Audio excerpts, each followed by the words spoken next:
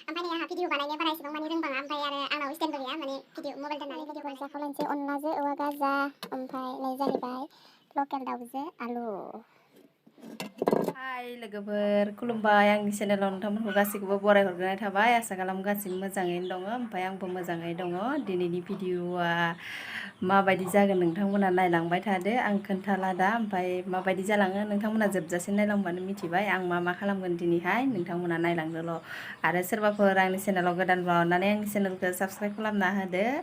ओमफ्राय बिदिनो शेयारबो खालामना होदो मोजां मोनोब्ला भिडिअखौ थुदो बिदिब्ला भिडिअखौ नायलांदो आं दिनै बहा थांगोन ओमफ्राय आरो मा खालामगोन नोंथांमोना एसे नायलांबानो जाबाय आंजों लोगोसे नोंथांमोननोबो एसे शेयार खालामफानाय जाबाय दै।